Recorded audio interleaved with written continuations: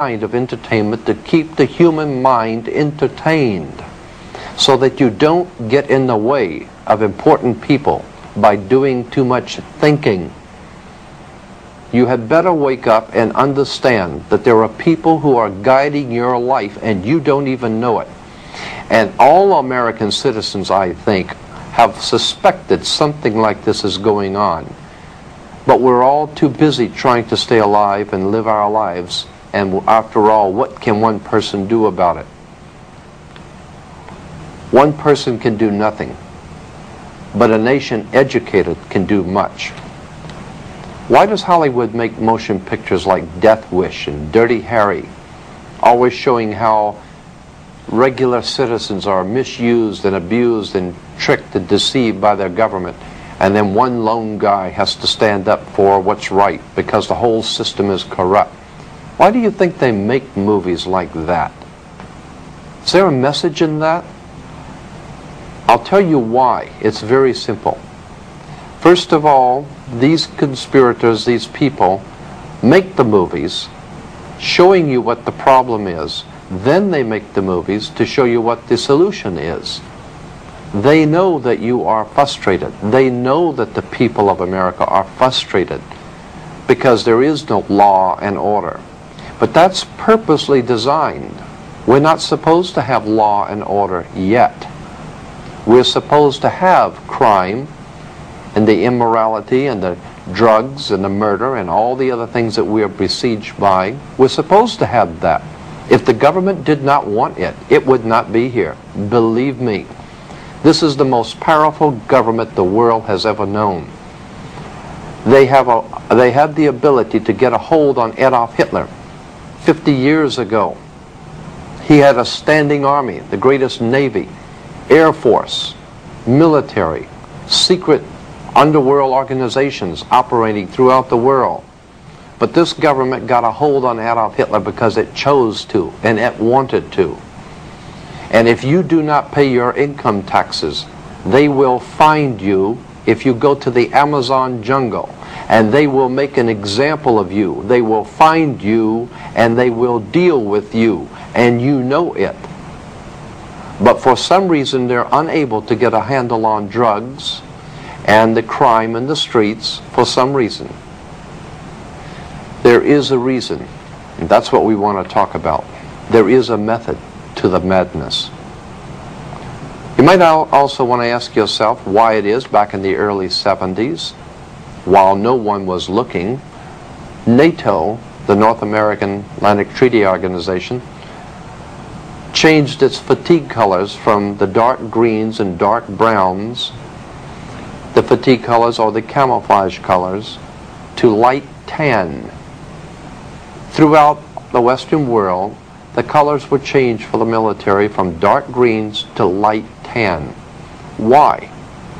Because this government, along with its NATO allies, realized that there would be a war in an area where they would need camouflage, which would be light tan.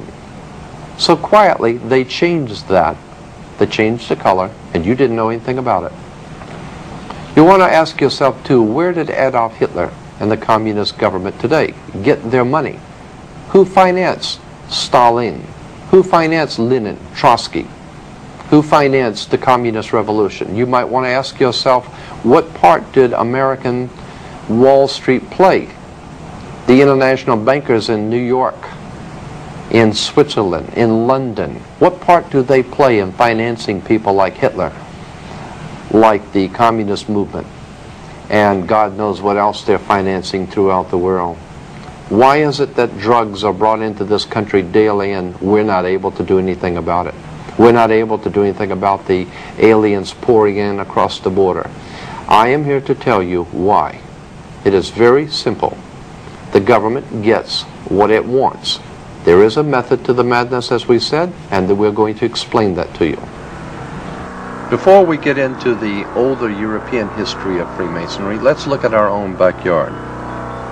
Is this a scene from Mississippi Burning, or is this a picture of 1930s Ku Klux Klan meeting? Who are the men hiding behind the hoods, and why do they venerate the owl? Simple, the owl symbolizes wisdom, because it sees things in the dark. No, this is not the Ku Klux Klan or Mississippi burning. This is your constitutional government burning. Let's remove the hoods and see who came to the party.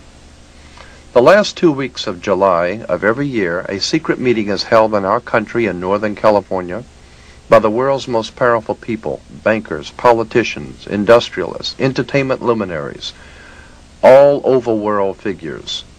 This group, directly connected with the European ruling elites, is commonly known as the Bohemian Society. Our now famous Council of Foreign Relations, the government behind the American government, is represented here, along with members of the Bilderberger Group of Europe. A meeting held once a year to decide a worldwide scale, your future, a shining example of true democracy carried on in the dark.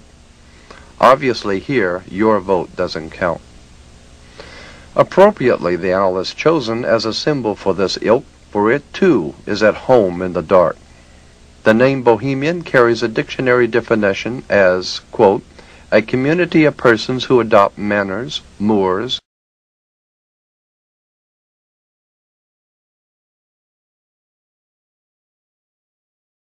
input from you. More specifically American and even darker and equally as insidious is an organization that our own President George Bush belongs to, namely Skull and Bones, rightly understood to be America's secret establishment. The Bohemian Society, Skull and Bones, CIA, DEA, Mafia, and the IRS are just some of the groups that make up the true power behind the throne of America. Like all other kingships, America's power elite hinges on family blood, just as the power structure of the Mafia. To show that the word bloodline is not just a figure of speech, let's take a look at the actual facts. Carefully outlined here are the actual lineages of American presidents and their bloodline connected to European aristocracies of power. Starting from Edward II and III of England, 28 out of our 42 presidents were connected by blood, including President Bush and Vice President Quayle, who are also in fact related to each other.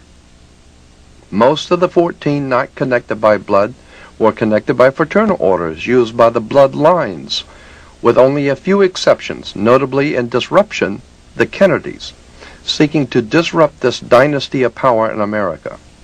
Owing to their vast financial backing and personal intellectual charisma and much behind-the-scenes political maneuvering by his father, Joe Kennedy, John Fitzgerald Kennedy was inserted into the presidency, the idea being to disrupt the status quo by establishing a Kennedy Roman Catholic dynasty, and thereby serving notice on the Freemasonic powers of this world of their unwillingness to cooperate and play by the unwritten rules.